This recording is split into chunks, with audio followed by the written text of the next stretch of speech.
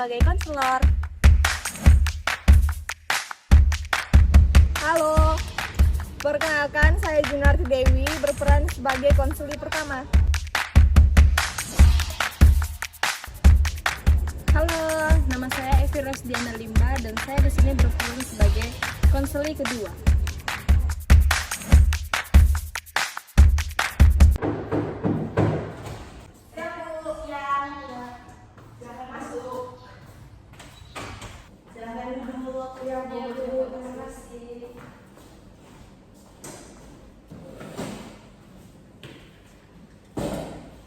Pertama-tama Ibu mengucapkan terima kasih kepada kalian yang sudah sempat hadir pada kegiatan konseling kelompok pada hari ini ya.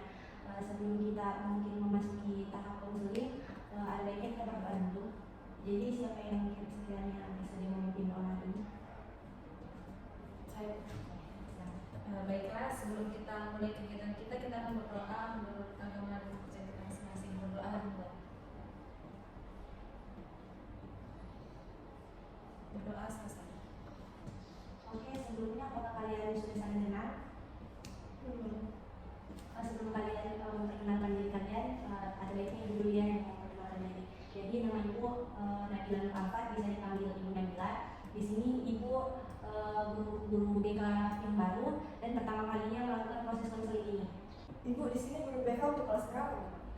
Sebelumnya kan guru BK kalian di sekolah ini ada 3. Nah, bersama Ibu sudah ada 4 dan kebetulan Ibu disuruh memegang kelas kalian atau ada kalian itu kelas 11 dan mungkin Ibu rasa sudah cukup ya perkenalan dari Ibu.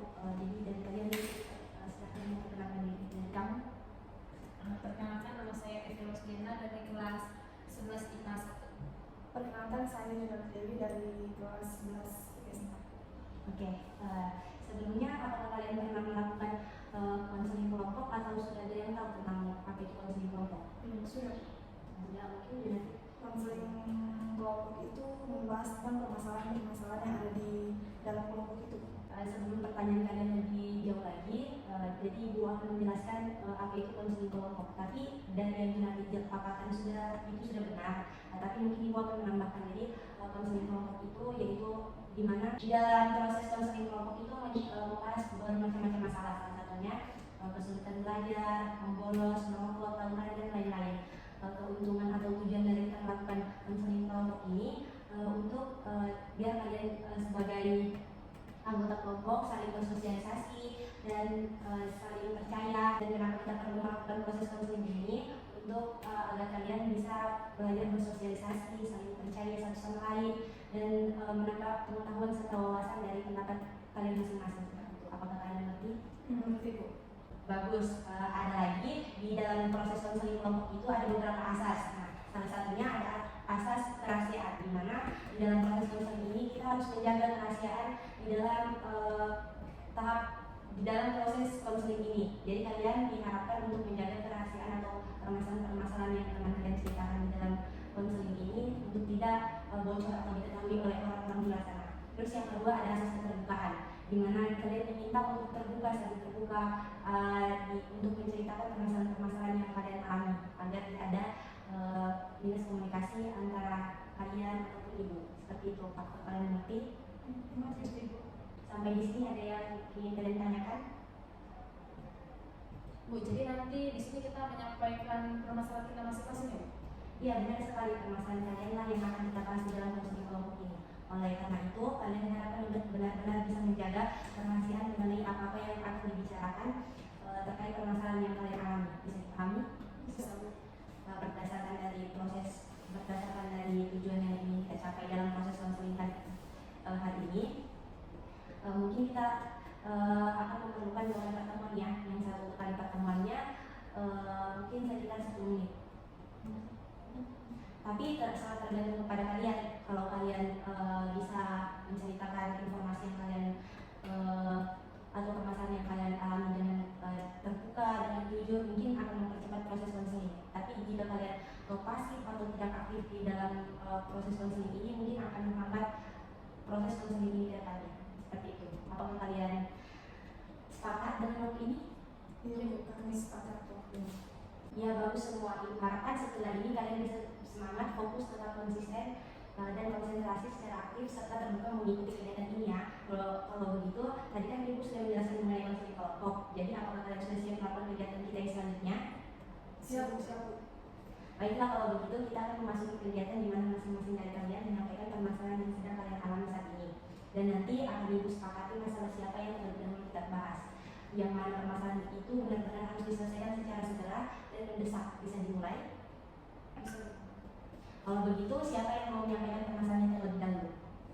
Silahkan tunjuk tangan. Saya Bu, saya punya masalah dengan teman saya.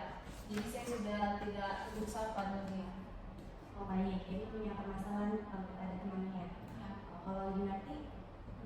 Saya ada masalah dengan keluarga saya, Bu. Jadi saya kurang semangat untuk bersekolah. Jadi Junarti ini punya masalah sama dengan keluarganya. Iya, Bu. Baiklah, sudah semua yang menyampaikan permasalahannya. Yang pertama tadi Evi menyampaikan bahwa punya masalah dengan temannya ya, dan juga tidak sampai tidak saling tegur. Dan yang kedua Junarti permasalahannya tentang keluarga, di mana tidak memiliki semangat untuk bersekolah ya. Jadi dari permasalahan-permasalahan yang sudah disampaikan, menurut saya permasalahan siapa yang benar-benar penting harus diselesaikan terlebih dahulu. Permasalahan saya. Iya Bu, permasalahan juga aja.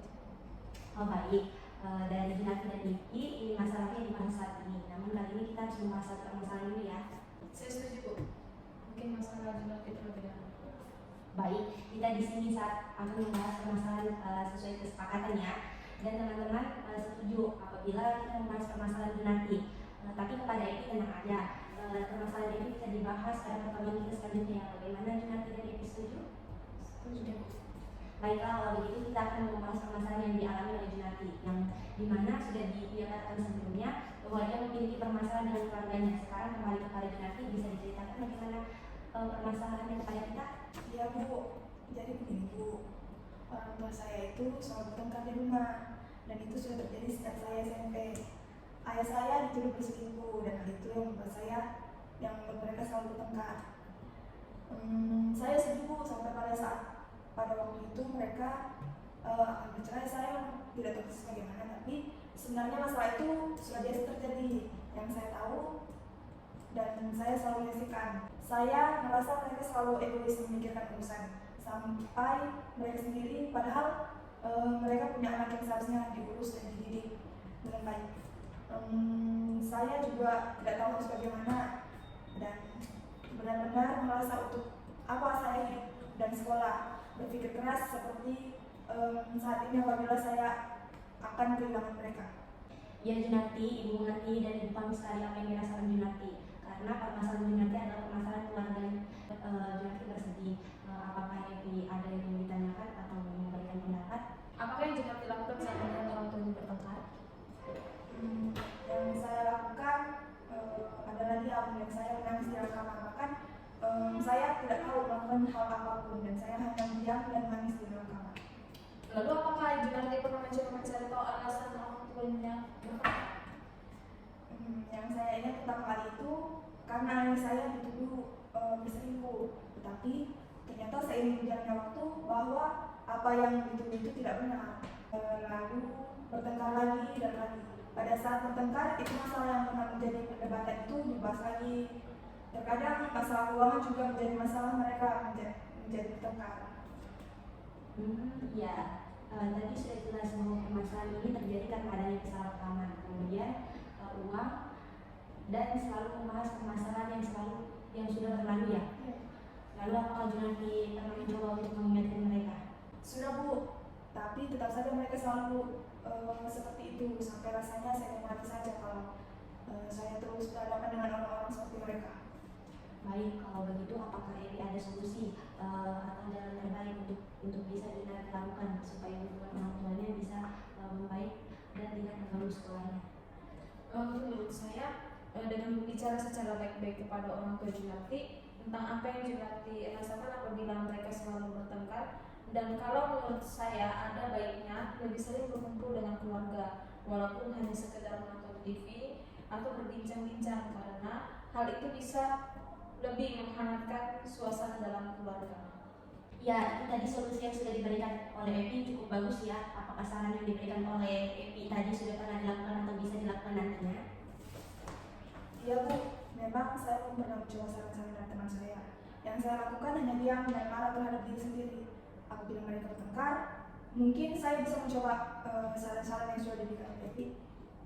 Baik, kalau begitu keputusan yang nanti ambil Ibu dan Epi, di sini berharap semoga masalah yang dialami oleh Junarti selalu damai, tentram, harmonis.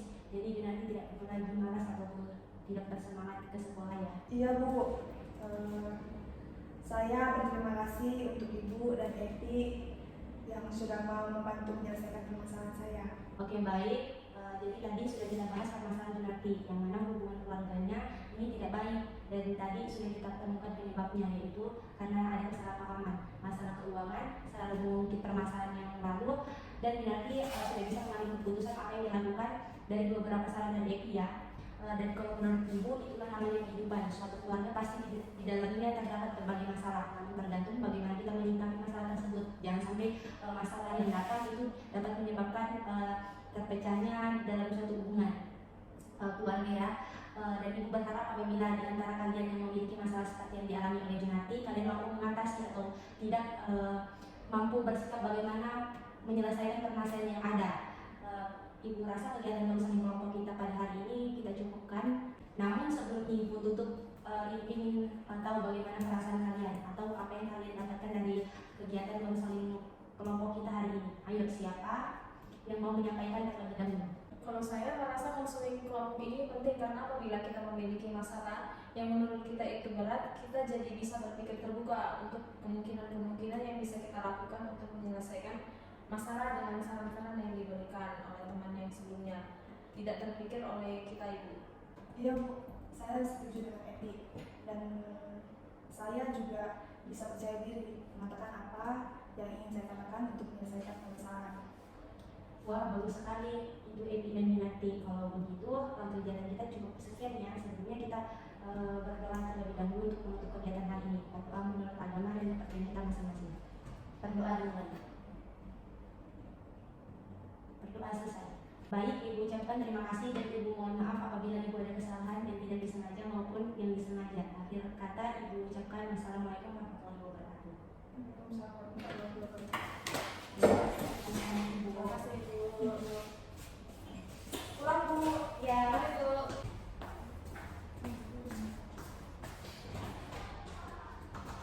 Pulang Bu.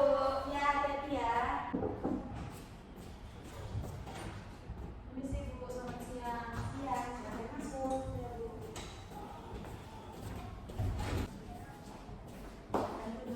Terima kasih. Bagaimana kabarnya hari ini? Baik. Untuk Junarti bagaimana? Saran-saran yang kemarin apakah sudah terlaksana? Ya Bu, kemarin saya coba menerapkan diri saya dan alhamdulillah hasilnya baik. Setelah begitu, oke. Karena permasalahan Junarti Ibu rasa cukup sudah selesai ya Junarti. Jadi kita lanjut lagi ke permasalahannya ini. Mungkin kemarin Epi kan sempat bercerita tuh kalau Epi bermasalah dengan Junarti. Jadi mungkin bisa diceritakan bagaimana permasalahan ini? Jadi seperti ini Bu, saya tidak berteguran sama teman saya karena masalah kesalahpahaman. Kesalahpahaman yang seperti apa itu Epi? Jadi Bu, saya punya teman. Nah, teman saya ini saya kasih saran, tapi ternyata dari saran yang saya berikan itu dia tersinggung. Dia merasa kok saya bisa berpikir seperti itu. Padahal kan maksud saya baik Bu, menasihati dia supaya dia tidak salah pergaulan. Nah, ternyata dia malah sakit hati dari saran yang saya berikan itu Bu. Terus saya disinggung lewat sosial media, lewat kayak kontes kata-kata gitu Bu. Terus masalahnya berkelanjutan Bu, jadi sampai sekarang saya kepikiran dan merasa bersalah, terus sakit hati juga sama ibu. Oh iya, masalah seperti itu ya Epi. Ibu paham dan Ibu mengerti apa yang kamu rasakan. Karena permasalahan ini adalah permasalahan pertemanan yang membuat Epi bersedih. Jadi nanti ada yang ditanyakan atau mendapatkan apa? Kira-kira permasalahannya sudah langsung berapa lama? Kayaknya sudah 1 bulan lalu. Baiklah ini, dalam kasus ini Ibu akan menerapkan konseling teknik relaksasi. Tujuannya supaya kekhawatiran, ketegangan dan sakit hati yang kamu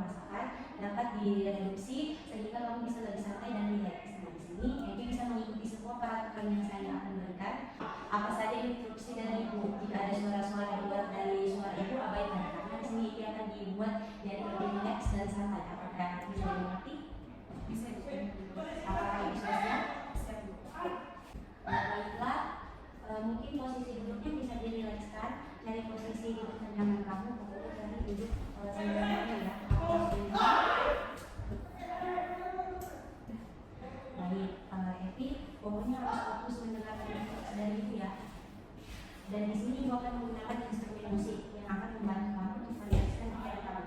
Dan di sini Ibu akan menggunakan instrumen musik yang akan membantu kamu untuk merelaksasikan pikiran kamu ya. Baiklah, dalam hitungan ketiga Evi boleh memejamkan matanya. 1, 2, 3. Silahkan pejamkan mata kamu. Evi boleh tarik nafas melalui hidung dan hembuskan dari mulut. Dalam hitungan ketiga 1, 2, 3. Tarik nafasnya, hembuskan. Ulang sampai 3 kali.